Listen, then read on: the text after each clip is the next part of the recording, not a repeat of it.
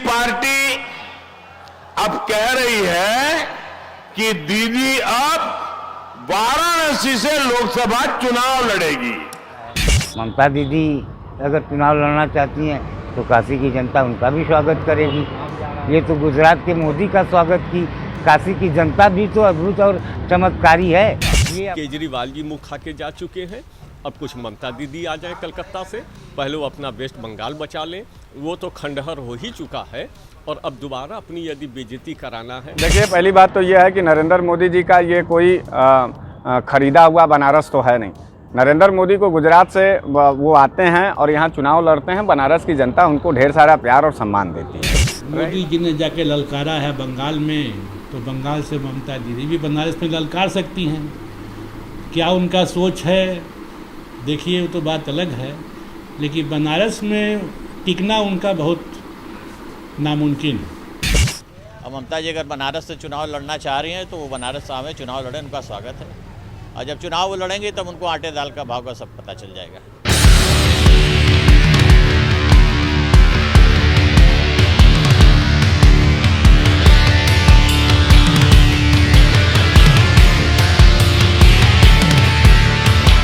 नमस्कार, मैं हूं दीपांजलि मोइत्रा।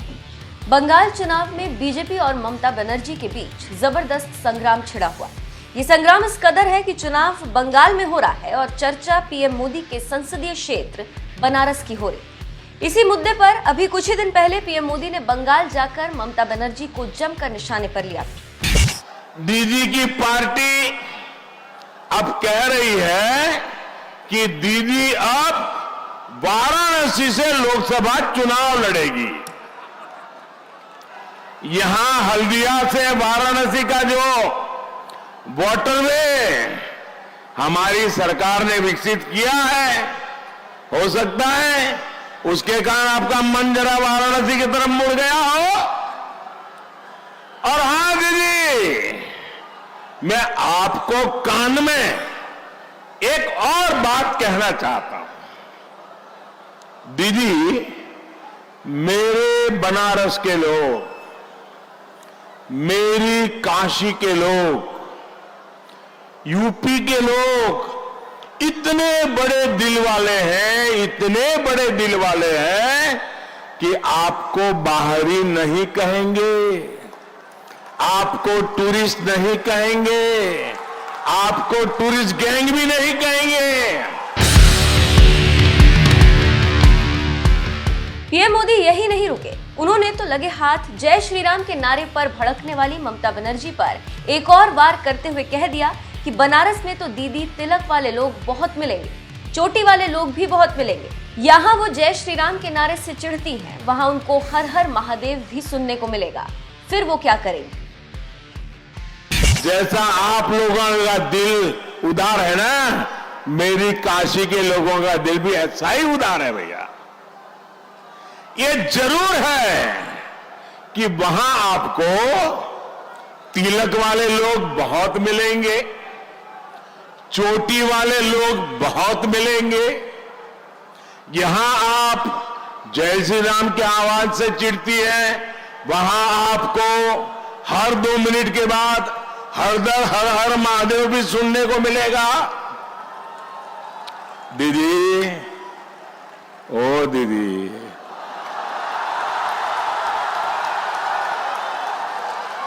फिर आपका होगा क्या? आप क्या करोगी? किस पर गुस्सा करोगी?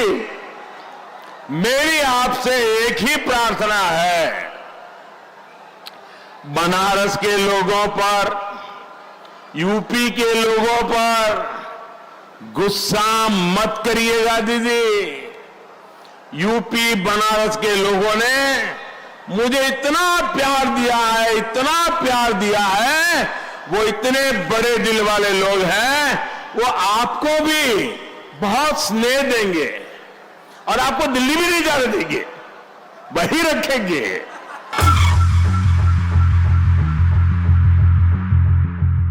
पीएम मोदी को ममता बनर्जी पर यह तंज दरअसल इसलिए मारना पड़ा क्योंकि टीएमसी सांसद महुआ मोइत्रा ने कहा था कि हाँ, प्रधानमंत्री जी वो बनारस में चुनाव लड़ेंगी, इसलिए जाइए और तैयारी कीजिए।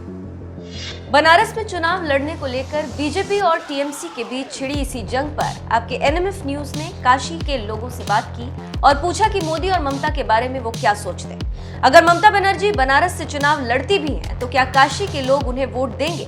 देखिए इन सवालों पर बनारस के लोगों ने क्या कहा। ममता बनर्जी ने कहा है कि बनारस से चुनाव लड़ने के लिए, नरेंद्र मोदी ने कहा है कि श्री राम के नारे से ममता दीदी चिढ़ती हैं, इस पर आपका क्या बयान है? देखिए, भारत जो है सदैव से भिन्न भिन्न जाति और धर्मों का सम्मिश्रण का देश रहा है। यहाँ सबको आज़ादी है कहीं से भी चुनाव लड़ने की और अपने व्यक्ति की। यहाँ दुर्गा, काली, सीता सभी को लोग पूछते हैं, शिव को पूछते हैं, राम को पूछते हैं। सारे हिंदू हैं, पूरे हिंदुस्तान में कहीं भी आ जा सकते हैं, कहीं से चुनाव लड़ सकते हैं, कहीं से भी अपनी जनसेवा की भावना रख सकते हैं। अगर ममता दीदी के अंदर काशी के लोगों की सेवा और यहाँ से एक अलग जगाना है, दुर्गा और काली की शक्तियों का यहाँ सही चमत्कारिक रूप प्रकट करना है, तो उनकी आराधना है। कोई भी सिद्धि यहाँ से आके कर सकता है, कोई भी चुनाव लड़ सकता है। ममता दीदी अगर चुनाव लड़ना चाहती हैं तो काशी की जनता उनका भी स्वागत करेगी। ये तो गुजरात के मोदी का स्वागत की, काशी की जनता भी तो अद्भुत और चमत्कारी है। ये अपना चयन समय समय पर बदलती रहती है, क्योंकि राजशाही चलाने में और शासन व्यवस्था में मोदी ने जो यहाँ के जनता, यहाँ के समाज के प्रति कोई उन्नयन या कोई विकास और कोई ढांचा दिखाया नहीं, सिर्फ शब्द बात दिखाया। और विश्वनाथ धाम के निर्माण में आज 3 वर्ष से लोगों को विस्थापित किया गया है। सारे लोग रोजी रोटी और अपने व्यवसाय को लेकर त्रस्त हैं। हम तो चाहते हैं, काशीवासी चाहते हैं कि कोई योग्य, सही कर्मठी और त्यागी व्यक्ति आवे जो यहाँ की काशी का सही और समुचित विकास कर सके। ममता दीदी का भी स्वागत है काशी में हर भारतीय का स्वागत है। काशी की जनता सदैव से धर्म परायण रही है, सभी धर्मों में समान विश्वास है यहाँ के लोगों का। देखिए, पहली बात तो यह है कि नरेंद्र मोदी जी का ये कोई खरीदा हुआ बनारस तो है नहीं। नरेंद्र मोदी को गुजरात से वो आते हैं और यहाँ चुनाव लड़ते हैं। बनारस की जनता उनको ढेर सारा प्यार और सम्मान देती है। रही बात ममता दीदी की, ममता दीदी भी जो है बंगाल से यहाँ आकर के लड़ सकती हैं। बाबा विश्वनाथ का जो नगरी है, वो बाबा विश्वनाथ के नगरी में सभी धर्म संप्रदाय के लोगों को भरपूर प्यार मिलता है, भरपूर सम्मान मिलता है। उसी में कल नरेंद्र मोदी जी ने एक बड़ा, ममता जी लग रहा है मानसिक संतुलन अपना खो बैठी हैं। काशी की जनता इतनी विद्वान है, सहनशील है, धर्माचार है। जो आदमी कलकत्ता में माँ दुर्गा का अनादर करता है और मानुष की राजनीति करता है, टोपी की राजनीति करता है, मुस्लिम तुष्टीकरण की राजनीति करता है, वो महिला दीदी आएंगी काशी में चुनाव लड़ने? जो धर्म की नगरी है, सांस्कृतिक राजधानी है, संस्कृति की नगरी है, वो आ रही हैं काशी में चुनाव लड़ने, वो भी देश के हमारे प्रधानमंत्री से। उनका मुकाबला होगा। केजरीवाल जी मुँह खा के जा चुके हैं, अब कुछ ममता दीदी आ जाएं कलकत्ता से। पहले वो अपना वेस्ट बंगाल बचा लें, वो तो खंडहर हो ही चुका है। और अब दोबारा अपनी यदि बेइज्जती कराना है, मैं उनके पैर पे कमेंट्स नहीं करूँगा कि अभी तो उनका पैर भी टूटा है, कहीं ऐसा न हो कि दिमाग भी उनका टूट जाए। मैं बस यही कहूँगा कि जो जहाँ पर हैं वहीं पर रहें, वहीं की राजनीति करें, काशी की जनता से टकराने की कोशिश न करें। नहीं तो हो सकता है कि वो सैकड़ों में भी वोट नहीं पाएंगे, हज़ारों की तो बात ही दूर है। चुनाव तो ऐसा चीज़ है, कोई भी इंसान कहीं से लड़ सकता है। अगर मोदी जी ने जाके ललकारा है बंगाल में, तो बंगाल से ममता दीदी भी बनारस में ललकार सकती हैं। क्या उनका सोच है, देखिए वो तो बात अलग है, लेकिन बनारस में टिकना उनका बहुत नामुमकिन है। क्या वजह? वजह क्या है भाई? भारतीय जनता पार्टी की लहर की बात नहीं है। मैं देख रहा हूँ कि अप टू दिस टाइम जितने भी पीएम हुए हैं, जितना इन्होंने ध्यान रखा है पूरे इंडिया का, कि वो इंडिया क्या पूरे विश्व में भी इन्होंने जो नाम कमाया है, जो कार्य किया है, उतना शायद ही कोई प्रधानमंत्री देखने को मिलता है। कई प्रधानमंत्री रह चुके हैं, क्या कभी कोई बनारस झांकने भी आता था? क्योंकि इनका संसदीय क्षेत्र है तो काफ़ी इनको मतलब रुचि इसमें है। अच्छी बात है, चुनाव लड़े हो, चुनाव का नतीजा तो रिजल्ट बताएगा। तो लड़ना चाहिए उनको चुनाव? मेरे ख्याल से तो नहीं लड़ना चाहिए, बदनामी के सिवा और कुछ नहीं लिखा है। ममता जी को? क्योंकि एक बार तो आप पार्टी ने और केजरीवाल साहब भी कोशिश किए थे, नतीजा क्या हुआ? सिफर। वही बात है, लड़ने को कोई इंसान लड़ सकता है, किसी के भी कोई लड़ सकता है, बात वो नहीं है। लेकिन बात यह है कि मोदी का कार्यशैली, विकास, सब कुछ देखते हुए बनारस तो पूरा उनके साथ है, ये तो तय है। ममता जी यहाँ आएंगे तो विकास हो जाएगा।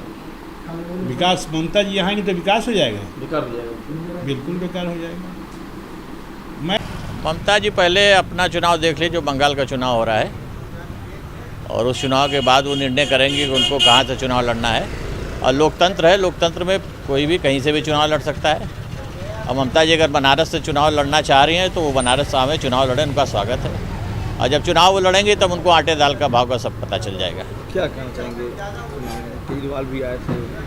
वो तो वही मैंने बताया ना कि केजरीवाल भी आके यहाँ से आजमा के चले गए। तमाम लोग आए बाहर से, चुनाव लड़के चले गए। अगर दीदी की इच्छा है तो भी इच्छा आके बाबा की नगरी में अपनी पूरी कर लें, गंगा में नहा लें।